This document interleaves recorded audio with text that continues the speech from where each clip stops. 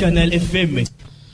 Toto bébé, aweno awito bébé domido, mi woni nyobe wona egbe to ami awito Lambert Atiso wezon. E o dare de. Awomia. Efle. Les vieux de. Ah, les vieux font. Ni sobe do. Oh, dani so. Le ko kedia. Ah, mi ngba ba fi le ke po. Éviter o do ho ga me vieux le mien si. Wa mi ma go. E cha munyo. E cha o émission avec kon be dadaro ape.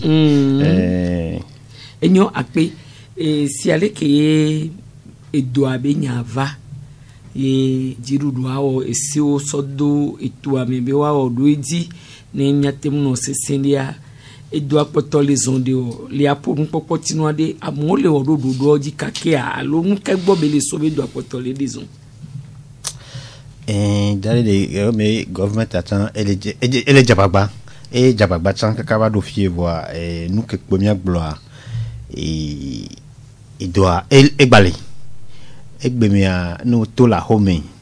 e no demogandi lo mi nglobe no quartier mo no demogandi a Mr. Mechona Masca. Est-ce que je me suis dit que so jo les amé ou leur contravention 3000 lade et nana me samedi do villa me quoi be no na kasinelo alo no be yi wa be te po kasinelo kwa so dala do funwa e begwa mi ma te globe e frontière gbogbo ko le drapeau le Togo mais des mogandi quoi mon la Togo la va do Togo mo et dehors le lui à mon les so et du beau me le va les bas et doit tana mo vois enya le nibe l'intérieur les populations toméade les que kebele nondo egbe me bon obe nous y a non les que voir activité ko ke ba reprendre les sport de masse egbe a fifi bebe commencer à c'est-à-dire que nous lutter peu on la pour la oh maladie ba les boy alors ko globé mine non vivre quoi est-ce que nyam globé on va changer terme do les et lutter entière parce que le fait que egbe ayo circonscrit moi nous population ko le sait peut-être que OK auto globé les que là globé ce qui veut dire que peut-être nyam le globé nous té trois si les mots ko les gens pour que population badio soit sibé bemea yo doit di doit fide de nous et du coup mon mikbobe o globé mon gâteau mon home un mois 2 mois 4 semaines mon no bemea o ba trop va gbedomi trop le confinement bou donc bien jabagba bien tourner à comité de riposte à coup de autorité ko bana émission a ni wa jabagba trop terme do peut-être les gens et que la population sibé et doit voler allo fi que be deux fia et doit filer que bon wa te vivre je m'en foutisme bag bedu enyo les akonta egbeto ami obogbado ami alo faton bladre vone po opodo ale ami we aton nti po le Togo fifia so de kadia alo fani bladre voni be yinti opo edo ale won to gbo be o so dodo vovo so do eto ami o le pe le devion ti o le pe le ami gan ho nti wa ne ekodo mento ya po eni eko a risque nyamnyale ke o la wedo ne le ke tutu ebele do dal de me konnek be me buni ko kele to gufia ko ça dit que risque aller les nani et peut-être que je me amener le globe doanto amola globe doalia que mi amelo do doalia doit bien que c'est bien alors comme le po doa le défiant aller donnons les badio ay nalo aller le ko nyimno agbeto do la prendre conscience be autorité automatique imaginer be le 6 mars ko la annoncé premier cas nyano étape ya megbo no blenawa ola ba jebe obe bon yora ba de cas de kaji pomito america ku ameveku kaka gbeto 18 euro le na egbe wa do awin po oni pe ne haro on po déclarer bedare frontière ma espace aérien ma aéroport ko to le hun ne nu o va le hun ade le ko ja no wedo ah dalede amesha mene nyabe doya many président mene pebe ya fon kwa so cash ni atonu alors I don't know vivre comme ne pas no vivre wa te gogo ne ni be me mi na to ate po gagan o ko mi ate wefa nous que Dieu n'y allait moi mais be o gbale bla modo emoji efeto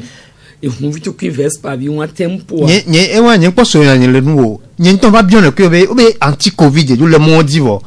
est-ce que bavette a pour ni contrôle allo mo le mer parce que autant des fois là imaginer que be to driver ya o le po hon me bo ma so charge mo ku do won kete kele mi won de allo bavette a pour ni consigne que o quoi ne bavette a pour là bon wa gblena moko le blâme o bra de bavette a pour ni aujourd'hui ni priorité ne amo chomba bavette pour o te ziwo do hu me fa woni bi le no wa oni jagbagba wa poka o sutu e hu vi o be nya ko to wa ele de gabito dale de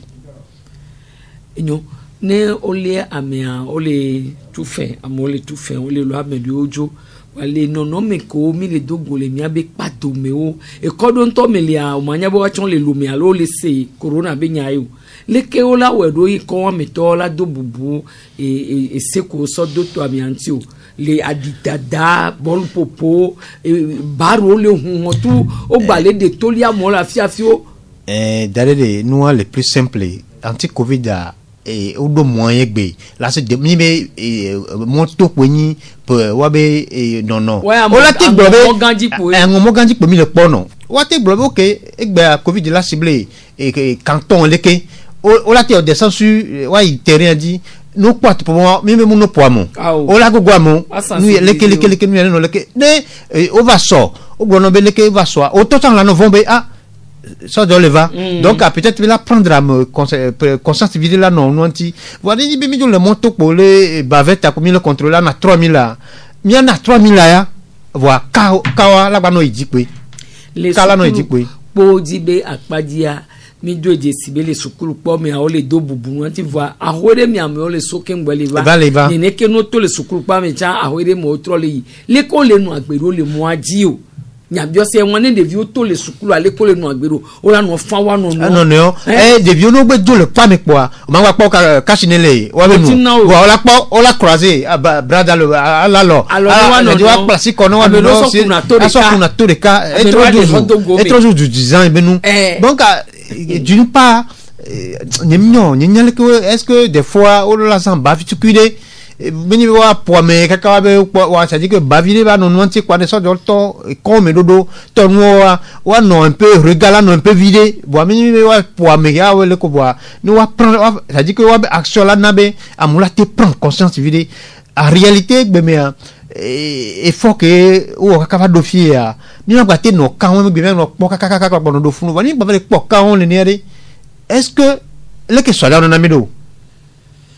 nyame bia nyewa dadede ko hu church o be wa we kpoda be nu kebela na makembo ni wa ba kekita na church wa mi di sa consider di to agbe we kpo ni so consider di to agbe mu ni soto ni we kpo le ke church o nu no wa o me wa de catch on de nyame gbele fi en so tambe church do o mi a de ti ko be de mi so wa church ko mpo hu a church pa wa mu le programme amu church pa wa mu le programme amu gbogbo to profiter le melo o profiter le hu church o le condition comme on le hu non est-ce que o respect barrière be nu wa de o le we seulement que nyem pe nyem pique church ale mo ka ma to ka ifunwa mpo dimanche mi a de ko de mi o le pour hu le nu wa me church ya chan church ko nlo le chevie me church ya le me nyeto ko bi o ko nyene ni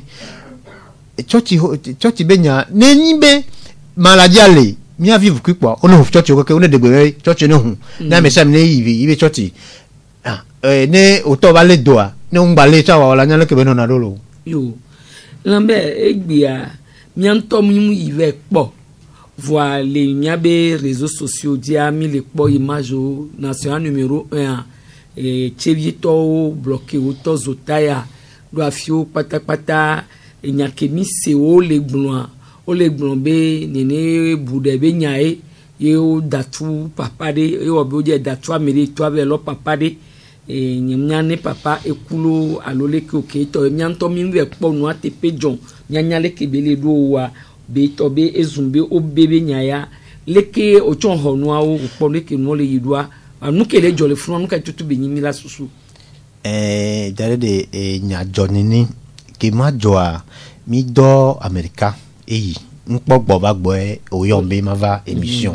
seulement be ke nya mi se mi po nous le partager mi yo amelo le ejuami voilà ame nya ke be gbo mi mate so bible évangile ko le romo e na mi gbo be ameke ame do de kani ne ya ne jagba ba jagba commissariat chan pour voir en kejo yana ke mi yo ame gbo mi ngro papier bitukian o gbo na mi be so do datwa mi nkecho datwa mi ano ame amte le répondre question concrètement na mi maintenant mi troba yo ame buye ma gbo be so ja ko na bude be noa wawe donc à bude to datwa e pele nyin ke mi jibe ha to ne yi pour savoir si ne bude to elo alo tu ame bu be dia okpo be nya bude be nyawa egbe mi nya sebe egbe mo gba sebe gba datwa mi alo tu gba jamene bude ça dit que minyaso le gokemo dale de surtout ka gade me bude ngba le so Nigeria ba le so to adi lak Togo adi ba le va leko bude todo problème ko di dia mi adi le monwe bude todo problème maintenant bude que le va le lomé fia station d'essence ko le légaliser et gouvernement le wa vedade moto ba mio essence illicite bon danger ko le me watotea essence station d'essence trop trop kumene adjoa so va ogbo mi ngonu so nu me mi yo apito yakle nyawanti mi yo bi gbo ndo no vedade station le kere kopu ya meleke adjoko ko le deux onyabe mi so une émission o nu le radio ya station que les Ornois jouent mon mbioa station des vies que Ornois n'est pas menacement non n'est pas ma et menacé me tonne be edea kum lewa ne gba pom e ba glewa te gonema e be e won be lo e vioku e so be pe ba ho meje won voa ne nyani ne be ajo ke be le na mo so bidon o le tamo avec mobiliser millions boy do ajo tepea le contribuer ne ajo be nu na station le sanu sugboa o la pate ho amebuo aso pe chandu wane ke o le sabude ne station gba le sanu sugboa o wate ho ame sugbon na be nu ke be e go menyi be le ko o didi ami aba be jene kuku no le station wa essence sample wa fifi na moto be jeli wa gbore ne nu o le do le moto e go menyi be po be mi gbo be jume po amedo le il est kabakabadi il est kabakaba parce que le 2 est 420 mois et le c'est 450 filles et o ebe akwenta ba quoi les filles quoi et la poudou ayo ebe nous station mo le jami les stations ben les c'est 450 que Niger a toba wadia station a mis les 500 mois on les dit les stations les c'est 600 les c'est 650 maintenant que le gouvernement ba do ba didi et pris un temps déjà ils sont mis table go les nous anti même scénario que les jolly le couple ko le environ la pop bidon et me coûte ça na essence autre so o be bidon so va une station américaine c'est quand bidon c'est si c'est 10 l'année avant jami ne mi da jamia o to le be sa fille on balé sami parce que bidon o be on les bidon to mi na to les filles mais il veut dire station T-Oil Somaïaf total le ko le on quoi o ko une activité je me suis dit bon maintenant à quoi bon lui on est déclaré lui censé lui Evo ne a monsieur Vanyabe et ça pour la TV à Jorpo ça dit que elle est libre quoi elle est libre parce que elle est très écœurante que au moment où gouvernement le global a monsieur Benete il faut nous parce que perte bénine économie et sans pour la perte bénine économie nationale là voilà une économie nationale de l'année et sojo on a beaucoup le mener lutte au choc pour nous on m'a te global on peut pas parce que ne essence ba le so Nigeria vo mina enquête vedadi fike essence le so fike a mon les essence on le so mais il mana de noirika ne so ne lumoko na lutte contre essence pour la thé obe yo mimi daje alolekea on y va station Somayaf Djaglé, on va Tioil Djaglé. Matin, alors chaque jour pour on a bigareme. O mani sojo. O gronya keke voma wa te ore keke ore. Wa no bigareme. O to la no observer. E wa no observer pobre est-ce que enya ko journaliste sur le gloire vérité la lomo adira dewa. Donc à ni bel lenenia, il faut prendre des dispositions pour la prendre les stations côté. Na me ko ngale jami wala wa problème le monto. Ne me vol mo me. Et des gars agba bi be bude chonde. Mbadi bude parce que ça c'est légal ça c'est légal bude. Bon mais ba je na ba je ba pour le toler de mo ba jwane yeji. Voyez mais me kunu egbe. Jale de o pole ke mala. Nyami table bois station amon lo bidon. C'est quoi donc à nous be nous légaliser. Nous légaliser pour on moi jo abedade. À partir de maintenant, nous avons 500 frelatés. Nous avons peut-être donc, puis que l'incident qu'on donne il y a un gouvernement qui prend mesures ou de pète. On est légalisé. Alors qu'on y a tout impôt, on s'est dit on va le faux. Peut-être que et un le gouvernement. Peut-être que quand nous que là-bas qu'on a mis enyo do se menyo mesa wezo yo dalili a o metofon doni so ele yo fo yo enyo sigale ke muyo de nia obende jole tewie gbia leko mon je nyantiro leko sero kenyimbe ontom yibe kwete po anyale ko la gbledwa dalili ne gbia jo obe gagni me on no atoji bali deve enyi a copie ya lo vile le stebi venu ya copie vire no lei o so do chevi ro enu ya monenu no gbezon vire so lei o so moi si vous voulez attaque mi alo mo lobo si vous voulez karagodia enu enu ya vire le moadi le funu egbe se 8 mo enu ya ameko le na mi budeto me budeto so jo ko na budeto do le na mi antonoi yo le na nu ya ene egbe ogba ba je de ka je viro nyanje si funu to jan kule parce que mo chevi ya plus de 14 ans na mo le jume funu to a parler de via nyave comme avec nyave jouer donc ya de viro ça na budele mo tomi donc à nenegbe a joué sojo son sojo le o la mi ojo o be ko la mi on sojo a ki sojo ba pota mi ajoa sojo be jojo mi a de nyake mi se mi yo amero ko to be jojo mi a ko me ni no ajo ne ya se no se o jina be no ya ajoa ajo ngba so le modio donc on a no ajo piti donc a funu mi gas ko to chu dada be no manani ni wa ten kakan no wa te kakan mo no ajo jojo mi a ko be danwa e chu a chu pe be lo papa de we papa e pompi venu venir gérer na pompi donc a chukpe avec le forage forage mo tombe forage no forage de fun donc a chukpe avec le donc a chukpe avec le we chukpe lo atani mi wa merobe lo aloni a merobe ata ba ke mi ba kuna sibina ka do ba jamero to jo yo le mo ve chukpe lo atani e kaka papa ko so e kondi e nya dale de nya ele de fun ni son to chan le bea ba ma to be venu ya vire ke fun mi po so jo o va no pa me ko ja ba le ami on to chan manya so jo le si agbe de ore ni o nyimnabe amilelebe nyawa dadi nyanki be kaka la so echu bal rien on awanti amilelebe no la te no ate wede de aso gas ba kaka morede fa kaka chula no wanti ni so pe po echu be nyare jola fire o da chua mere ko to no kaka egbe chula gbadi kaka hun la gba kore anyigba dadi de fun vire ka kemile ka ko de kemile pompo ya fifi kemile ya obe no kan no me vire le calme vire va ba yo amero ke ba do mo ya we calme vire va fa dadi de amibe nyawa gouvernement to te no si bele ke benito ou le wene mais c'est to le fi ne boude pas parce que fi ke mile ya ke ngba am les émission ya lambert gron boto ami ngba le va jo mo chu don keke et donc la pobe boude to le mi si mi no viro ko to le samia o so na go virginale station mi so vana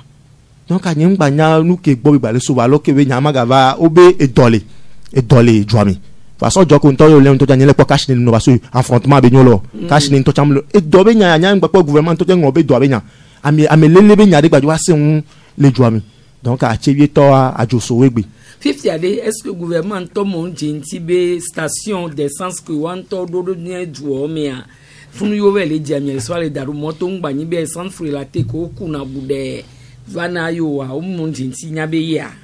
dare de bude cha le va joami mate gbo me le vo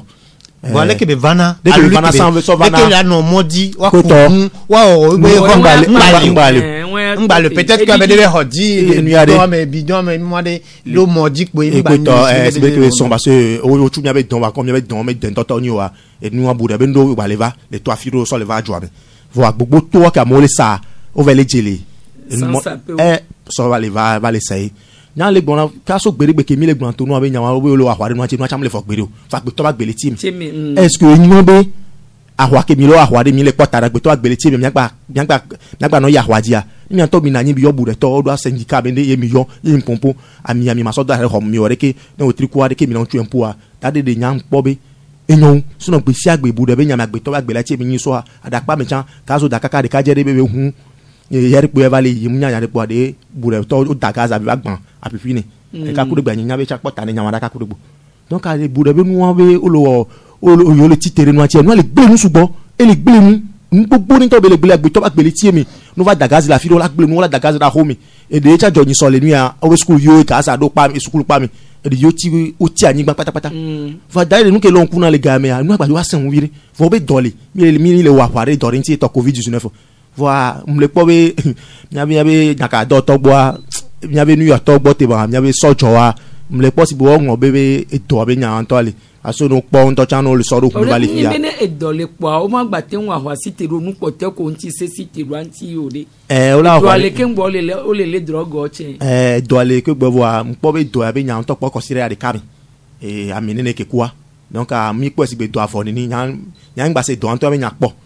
la mo nu amobo ton apa be mo le nto chan jeku to wa ni ya me lele na yin gbe nto chan me ko to gbe wo manifestation to so tire o bloquer moi o mo cho cash ni amoto gbogbo re obiji biji sugbon me ne be aso mi le po be ju afefe sese kwa ya dudu le sugbon e to de mo lo e na de yo chan so bude be nu so lo nu ya mi gbo mi le gbon be nu ke de violo wa enyon fo on chon po parce que do de mo le kaka fifi gbo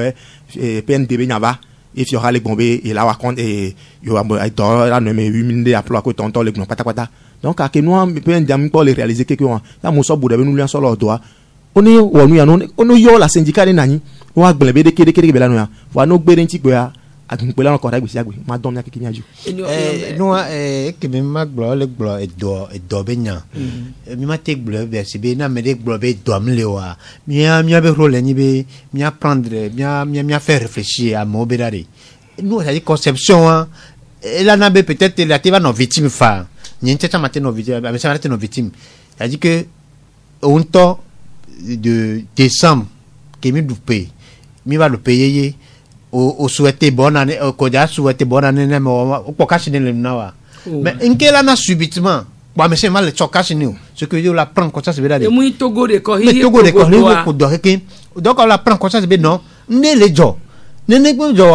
mi souhaiter bonne année mais ça me bloque pe année 3 janvier mi pa ko asiko le nya no mi no du mi baza wa gbe me o be ma gba tenu ensemble la dunu bo ne o le gbo ne yo be do am le wa lo so tout me docu am po be npo ni nu le ko peut-être na mo ko le gbo won il faudrait que mieux me connait au moins l'idée d'opinion par exemple mieux no sensibiliser à no faire réfléchir maladie antole so de ka ko ba do mo pa me gbe to wi aton tí ó bá gbọ́dọ̀ do ale agbeto wi aton fi fi ale ami we vi ko le wi aton mi a o podu sure kala goe nyonu ame tonku do nu so ame vele district golf be fli ame le lome o po ame vele kara le kozabe e fli ame o po nyonu ame tonku nu sure kala takpa me le ogube na meseme district ame kembo ame ko susu be do la tenu wanti ko na ka suspect ame ton nyonu de ka o po ya le district sanitaire numéro 5 lo me ke pe wan lo o gba po nu sure ka chan le golf lo me ake pe lo kembo po nyonu de ka la goe bien so bien mo be carte quelque mi pot tugban e di ko mi le carte de game donc agbe to mi wi aton wan je fi gbo la ba di be ka contact won ne ka contact won me de le doa e sa be na mo ho donc semaine ko la va kaka wa ba onu e semaine bo la va o la gba trop po ka bu ko donc la me don ti o le me va on le nyambe oui parce que o do on pas manifester bo elle ntio donc mais ça la prendre comme ça c'est be covid aller coronavirus aller mi mpovo seulement ni be dale o ba ti kem le ne o nke pe mi la wa ni be o be mi no classe mi chamba vet mi on ne tant que mi be mi no négliger nous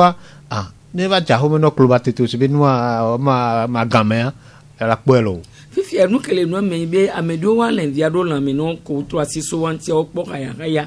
ne egbe mi agbe to ku kaka we yin gun ayo le gbon wa de nu ke gbo be so lan be o po be o le gbo be do amedo lia et double wanti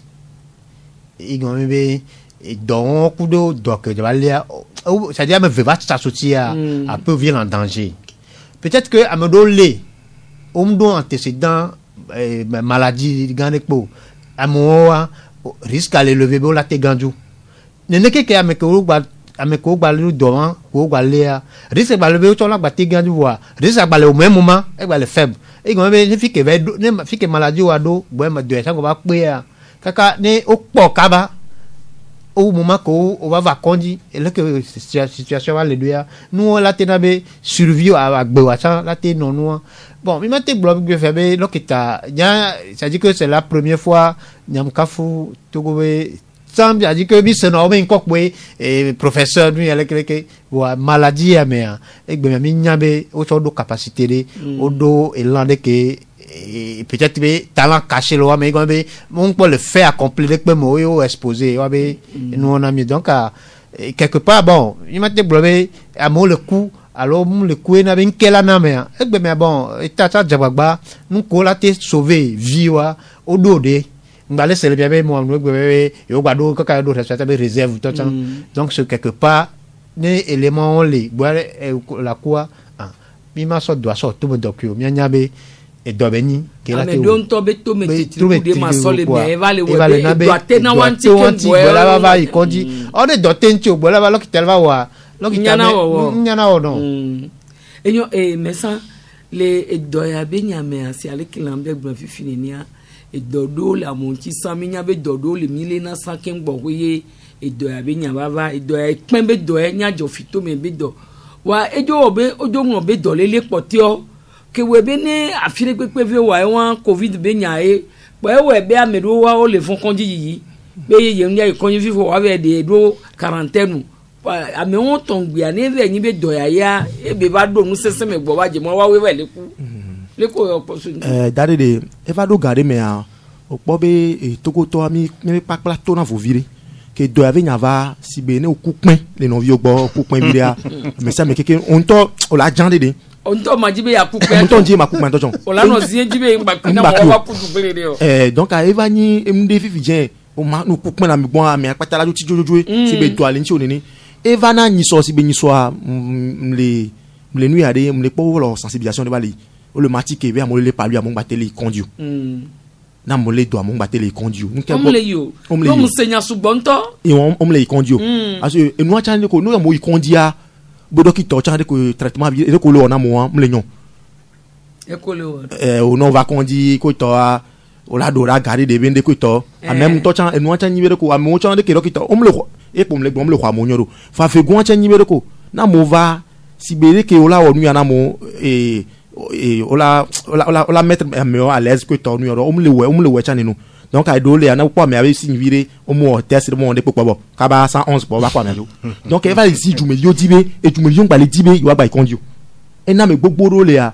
e do ale no amero le a pa lu ele lo pa lu o le atikesi ave gabe nto mi le e mi le a donc a e le tero aji kaka wa no koso ifuno so le covid btpa donc a ona wa chon ve le ku ni covid cha me ni kaka o voilà do pok we dari do po be na nya ke le gbon covid be ya be sibere ko dona me poa o be test de pintomle bon be do covid dans la mentio mi ya do po on do test nto e sain do yo pona c'est le test de tole do bojo di na do do si bojo di na do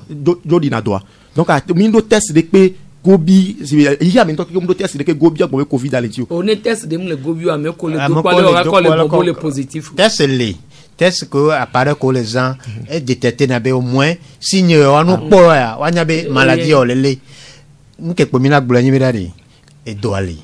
c'est-à-dire que on va se na jo so no ngba fun be ni o la wa gbo be do waye donc inu pe be ni abe nyu amede so na gapre na do evale ye ne do ale wa no si te be ti a ne awe nu le pe o be o la wa gbo be covid ele ojo wa so be la do ku ke on gba po on to po ari o be nu pe amede so na ku e ko na ku alo donc na amede le do afide vie wa o la yi konji no be onu me kuku kaka ni mu yo wa da ti o la ya o me si be ke dare de legbe ni que covid ave nya va mi le ngombe do potio c'est tuberculose et nous pata ni so amia ministre abuto e onu yare blebe ya be game a ki mi ado ti be game tanga mi ave colora be no la monnaie le covid avait nyake va et n'avait dokpoto chon mi jo ngombe donc a mi on que le dudi a jo va fo donc a ina be mi agbogbo to a tadire ndele damdo enyi be ko no po baro ve nya mi le gbele nya so gbele mi to ah o mi gbagba no po baro wa ele defunvire fu no yi kafri dimanche en to mo dimanche mo sampa ko to nyu mi aputa so a aputa cha mo ohiwa mo la puta gbe se agbe dare de ya ka do ton yi dare do la puta mi vire jo si ni so tan be ma ko mi vire mo ya puta o no po o te de la pebe nu ya no e do ka gbangu bon mo amol di sala pour sobe ya pour alors que tant mi to chan apua o de gbe fan be on gba ya puta o gba le apu be so e po mo san pa yin ke mpo la puta va fudum e lam le mo me o si be to go to nglo be to si be que sensibilisation ton na ni san nu o chi cha cha e nu o chon on le sensibilisation on le sensibilisation semaine de pe me le fifi ke ye gouvernement ba mo le sensibilisation les radio ku do télé o de le o la ona modo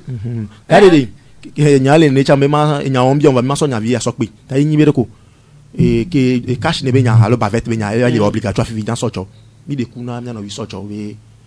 e doriva ni di jobe ni be na me ko fi se be nya be ni va no la so don va ni kulo chu nya no va ni nu ya de be ni we wa so chokalo ni mle se lu ba go jo va nya jo la va nya jo le to parce que comme enu ya o de communiquer le to ke mi len mi do la o we sojo kaflan on gba bi jo se bo mse no chu gomo ne obo la filo no la ciment elle est obligatoire do la cash ni fa no la ndroit de no la du no mate cash no ri fa no la ndroit de allo la ndroit de ke o po be le un peu lo ina mo wa te chon ba veto ate bon vire voir ni to cham no ni victime so la sigan me re comme le rappel même le seigneur mo ni to ni ka la filia so ja ba do mbe so ja me ne do donc bi pompo wa me le di assez gonve ma tout 3000 donc a so jo o la 3000 o le lo la mon ko sin to o le lo to no va do de que no ni man to si ka me ba fa tane le gbele gable mi so je gbojo wa en to di na vire be di vire ki o la mo papa ko to fa ke njo le gbon no me a mo be so ho le to me ko to wa mi jo ve lo le eso chemi a mo ne la ta me no no donc mo to le nyami la mo ko ro ho mi o le la me ko be gamle si wa o lo sokore soja ho mi o ne la gaja ho mi o ne ra ni gban le ho mi gban to sojo to do ho vo ba ne re ho mi donc am le po be laisser aller le subo sojo ra tro churu no le côté am je ma côté on vire parce que ni so nu ke ni ton pe ke npo a et de fun vire o la mo sojo amo ni so ajido go me e so musebe o orage la ve pozo chanto kaka o do ahome la mojilo ni munyane amopu du so agboji do awe be yo koledo vona me gbe pudu do ahome ya po a soja npo mo la da ahome do ameji o soja npo mo la da ahome do ameji na me fia fele nya o be fia do ahoya me o be bavet be nyantia o le poamo le liamo do gaja home ni 3000 la so po won la keke o do mo ami ni so o le mi to chan me ma do ni be o ke soja ngba bijo ba jite pere na ya mate no vire be nyam nya mere ko a me vire mu ni to ka ti jite pere na ko to mi ku va le pompo kaka yo va se gom be awre dormi na ne no ri tant mi to chan mi va la sensibilisation le asi vito sensibilisation mi va lo ye me ma rappel de va lo ke nyere kele fun me de to le fun soja pe no nya mu ke gon ma se be est-ce que bavet nyere kele modi so casque vitre les casque anti ba nya ba to ba to re ba yo o re ka le modi se be nya ke be gbo gon me ni to cha victime le chevier et no jole ti mo no jaba do chevier no jole chevier ka jaba do a de chikopia fe rouge a gomi fe rouge covid de le funu nyere kele modi et a me vegoin et a chambe bavet nya ele e monyanti kusu nya bavet anona kusu ne de casca ma onua no la ya me domia able so ja no temi kwa kebe no te me kele no te amwa aju be no te bon do dome donc nyam je troja nyam ha mo do station mi station ya jami kwa militaire va so bon na jerika kwa le frein jerika be on no te be mpa me kele no te ka fika me an le ma eh ben non mais il faut aller justement oui moi je vais à la station maintenant quand tu m'as noté non mille henya ka kwa nya ka ba glo e ka kwa be il faut aller doucement et posément qui va lentement va sur mais pour la be yo la et on tombe no gbe lo be yo merci patron pour vivre oh mi ki mi henya wa mi e me fait comprendre dade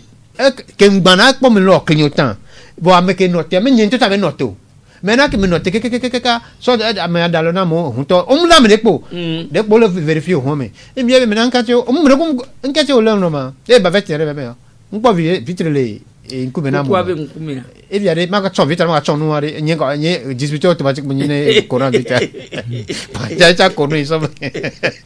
Et ja kono mine pas. Que l'ambele gbené ma so bi so ya. Tade de ndé do fon na vide le nu ya be nyami. Au sort militaire au direct feu rouge. Fa don militaire au be dobe ni tula lo me no. Yam do so jeni npo am chanaka. Amuwa hwa to ni militaire wa na hwae e chupo ozana e chuo ko na se gbegbe nu enyi wa bo so fion we e chuo dana. Fa no vele do de nu ya. Nyang pobe de funvire policier ku gendarme la te odon militaire on ehia do la te appui fa ne militaire o le kakla gbeneni on no so gba lo chan e chuble wan tu mi po ni fa so wa chule wa lo meno fo ve covid na fa nyave do o le ameveni va le yo nyim se nu ba bon to le commune togo ya video we bia bi so militaire ko de to nu ya calibre alors on ke pomia gblani be et ne militaire ton parce que de covid be anti covid a comme ministre Béni né pour le militaire le maire mingba ça dit que nous que jo et on va changer et tanner tâtonner covid be nous ngba joko parce que mais ça me tirer le son les et nous que jo va y mais nous on que jo wa egbe me que o ne o balé ma policier ku gendarme montia on va so o be autorité a so dépasser et nous que nti et nous que obi gbe san abato va to joko lo. Enyo c'est nyakimile gbombe la ve pozoa o pramundo kaya home veli o kude to ne covid est-ce que ni on le ja so do ane nya be so joyo le ja ba modiade mim jono na fun kudo mim nya gbeda sike yo na na we le o so na gbe na na odo enu anyi be no nto de ka ola po humia yo tu fitro mu zinji yo o la mele de ni so ni kudo meke amele to be so dom le second me on quoi mais d'aller non le hume on to de camion sudo si gbenye gba kudo driver ne ni a nyen to nyen kai d'aller quoi mais so do cham mate bouffon o me gambe o nana et quoi mais elle c'est le comme le globe agbeto ya me do to nana to gmi trinana no a dit que ya o do avec Zelda il y a c'est comme quoi on a doa et bon ça dit que gajojo la mais o sona be passer so dépasser na consigne ko wa peto non et na be des fois mi ma pona dérapage ku de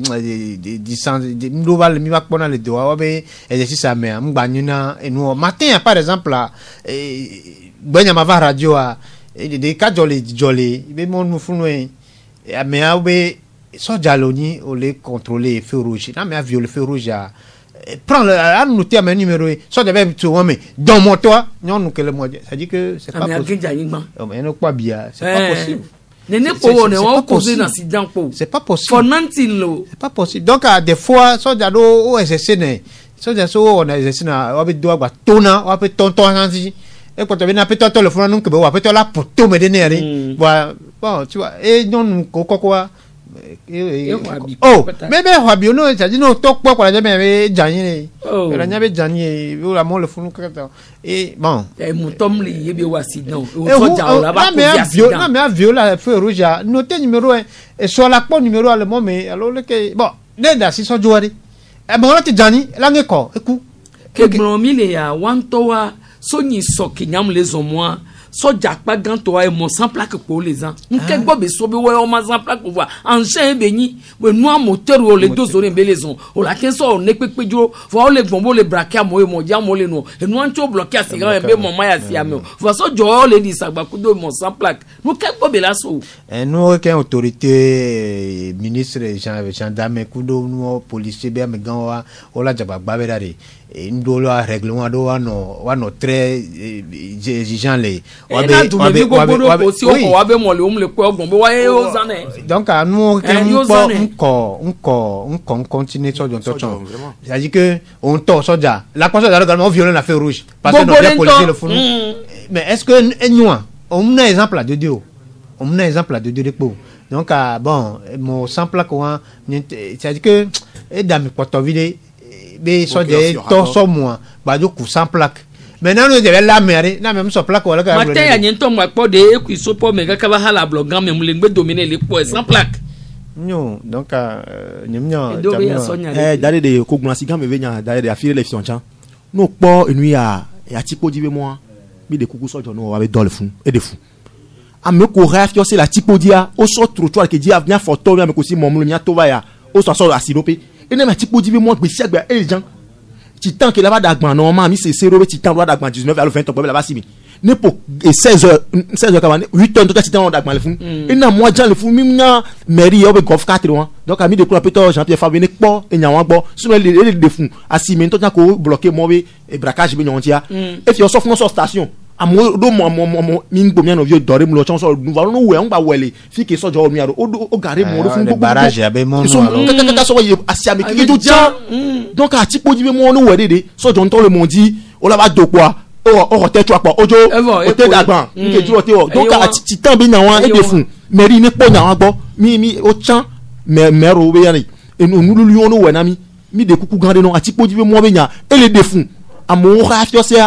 on reste trottoir of trottoir fifio ha tobeni nya keke nya tobeni va nous do so neni o so e trottoir ko to trozu olonas maintenant le fifio si tu gracier to le funuku no patapata mu vivio e jumi na ni no donc no so do wele de nyawa mi gbe nti mi o decentralisation donc a peut to fa nya be le todi de ku kan ni o agbane lo fifio se mi na photo akpo mo wa mi le ni de kuku na pa me be tato chan be mi de kuku gan ni fi ke be le ni to ni ba pom ke le jo ati po ja mu vivio asi mu no na ni no na si me mi va le on e si be nu ani ba be ga me tiens funu pas tant bouteillage le funu a pas dodo ko to donc ami de kuku no po bonami enu buke gbale ya yin ameko le o enu di dede a lo liquidation ne ola no pour musique la no pa bobo kaka nyameko la hadame a o matencation mi masenu et c'est quel est pour nyawanto le miabe duya mi miato dare de mukuno me vire ko to a la si me ve côté a ameko souvent ça na gban ko to wa on a bêtise à la tipo je fique le bon pépé on va glisser dans nous voici gamin to tien aka je miabe quartier vous to tien donc on va glisser dans nous vire na sojo nous sojo to ton et ticket to ni business mende be nyona donc ane so agbedo pa ni 2000 francs par so na mede donc ayi na tetu la no po anu pa bobo do micro me o deji e twanto jo le nouveau de le se ni pito gomo abe ko la hadame o magba se o to ti na mere gbo ma sinu ra amero tro baba fukan do da wa no vio be nu ya gbo deke wa no vio magbolon o ti ke to le son la siame o si nu senle inu le nyama dari la siame asito nyama si anto jan ategben atro tu alure ko la te mi mu no so nu le nyama wonu on pour musique la siame a parler le o de dilo nous vivio on dit la le vle mangba jo anya si metochon mi abe quartier obe fio se de ka de kocha wa chon la hun ba fu dare anu aboboji kaka enu pe lake anu aboboji be lo yo le de mudi nuisance sono benya on abe mchocho ka pe lo we donc on la po gare ma police va valena wa te dina motebi tutumne do midia je crois que on avait au badi dia lolé nous on divisé donc avec ojo pato covid bon capoe mi que mi le don ko jikboa peut-être me ganton le toit le laisser mais nous ko dradoa et nous trop le blin au fur et à mesure mi les maladies mais voilà ne mi to da lo ka ga mo maladie la va voir ngbe ko kwa ngbe de mi va commencer nous que on laisser travail de les inutile donc al ga mi ka to jare on est d'avoir 7 heures ko département ko s'occuper na nous le lion wa wa activer wa be nous on wa jaba gwa be dare nous wa to ejika ba egbe ma se le ko bi gba meriole on est jaba gba ne o cho no apporter wabe nko wabe nyanya ko le wasi ne domaine wo me no wa détonner wa régler nous en dolo so le kegebe ko me a njibe ma ko do son le tepia hade o ye barde le funu ne profiensi gagner pour ay photo me ame ko le kwa me o la ido me a so mble mi la dans le me ba o me o la no kaka à quelques mètres sigbele ke an ko pe simele miabe do pe ani ba do son le gomene do son le o madano la po homeolo o le po nu bafu gang yo o fo dade ye amobe home kaka ele po minuit kaka le fofo me gareka musique potole di game amola dans la ba fon la ba idome o dare de wan sra benyi ma cité ko do patapate I do so de ko ba be pota fait pavé ba yo le furu no po wa to wa nyara wo pour ka nu kenai mais afiro le nto be pe nu ko to ntina musique le funu ka nu kenoni donc même nous on va tinto tan wari de do gari me po wa diminuer de toute façon be amo wa dans le wa be wo me et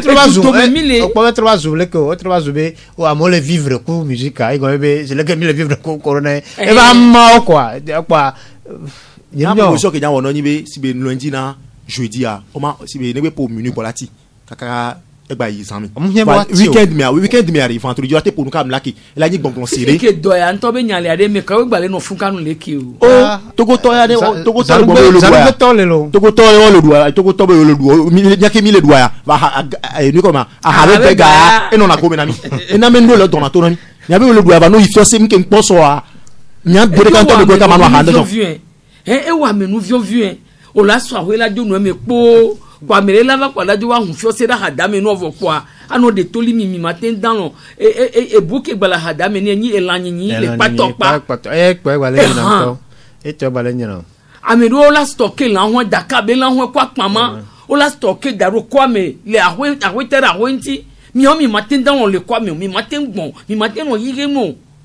enu le ko la we do ye ya be ko be ga nko do lo ju me ko be ga ori egbe me ami do meri le mi si voalo peut-être be egbe a un po do moins gande le o descendre comme mon po le wasio fifi wole no ani vivi peut-être que le code mi be ko masomaso ero la meri le egble bon egbe me compétence do le meri la te intervention do oui et compétence wa non le sang wa peut-être va se décider et police à l'onu et ba mero le nu donc à mero la ouais ne mero we gloa et mero la sa décider yo kaka glo nu ya le kele ne yo lo alo dali bobe nke po mi le glo ni be covid be nya mi do la trop be divide et sport de masse est commencé avec à lui mais est-ce que à lui on a des médias autorité ko be le anti covid benoa on est jagba babadari bon no mi am ko le ko me vidéo mi nyan ke bi le blo et bien club vidéo kunuan ça dit que et des gaveto ça dit que des gaveto et sport de masse terre ko ke matin et mbani le week-end du matin nous la po vie amour donc avoir mi bajo le lutter au même moment il faudrait que sensibilisation pour sentir que il jaba babedade wa no changer stratégie de lutte on no terrain di on no geje kopio me ano pobedade le ka mo le odo le ka na me dem classe wa moindre les a insisté dit ça fait que à mon là tu prends conscience mais ne te gole poso jaye bevona kaya me a me la be gba le po ball le kodo me wa so ni a ni comme ni a vidéo club mais vidéo club ko pona canal plus ni a match européen ko to a mo gba le funu o gba le dapa so mi le kan bubu to nu o le mi dia a pa mo le to le po nya so gare me nya gbe ball mi nya gba pono nya me ko ma so nya so ba dajo Cristiano Ronaldo ball be pour na duna Messi a ball na ball nya nu nya ngona na duna donc kan chama poto nyebo mama ta si poto internet no po Cristiano Ronaldo nyim nya video de ano ko dom le gouvernement le dit dona donc nya so gare me po nya gbe nya ho nyama nyi klu na ball be nya nya ntoti via ovire la me nya gbonyare ka so sukulu yo ba chako do nyi so de ya le video re di o ba le o ka wa dati o wa ka pyramid o wa me do npo enwe de be wa le o wa nti ore dem voilà globé quand tu sanctionnes des vieux pas suicidalement ça c'est normal ben voilà sanctionner oui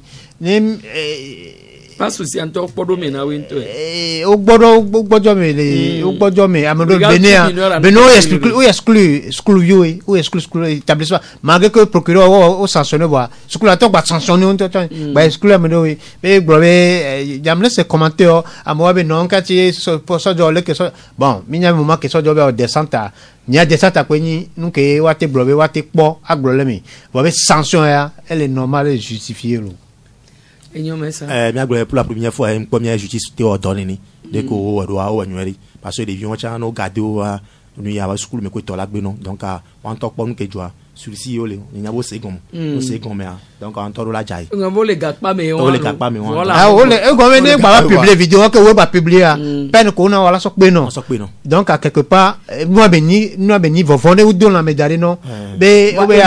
amobe et nous que les gomene noya moro la di fifi e go me vicieux don to le gomene no le do no na so no est-ce que garçon no don pin no be no ten wo ni awa ba hoga no we awa ba hoga ye na de viole o ni e nde nyi jogbana e le be amowa no nso parent on no nso lo wa be vi onti ni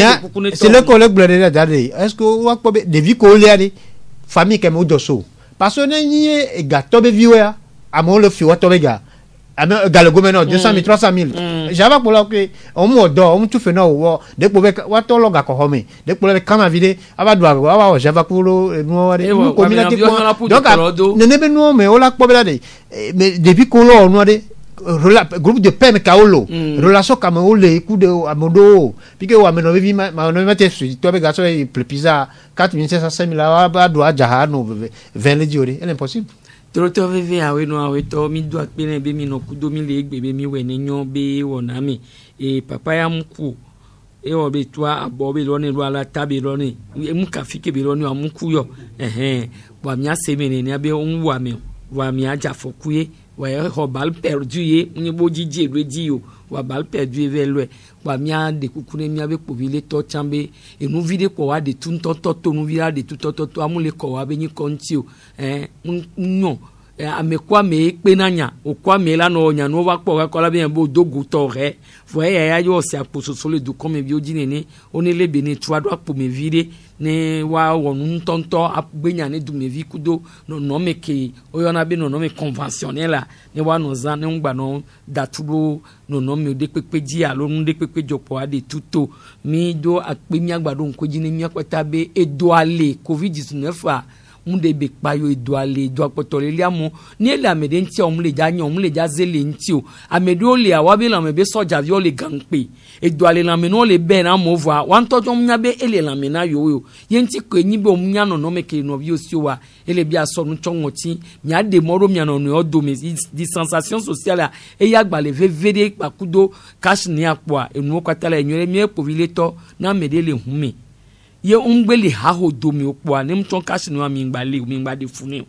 na medicale moje son casque e nu bule casque tame nkume twambe nkume kudo ngoti anem gba black kasi no wa mi dati po ne baba yi ne fika mi adi le moji yo ve la mo domi vo o suve kudo ton yo panko wa no le kanse yo mko ton kasi no wa kan mi azon ro waji apo nu po no ne wa ton kasi ni mi da pe be mi se mi cheto me ga e no modando opia Teresa Dede Masonya hunle debe gbe mi se Jero da kuta elana mi la trosi wona ya le www.canalfm.com di alone mi YouTube dia mi la po e bye.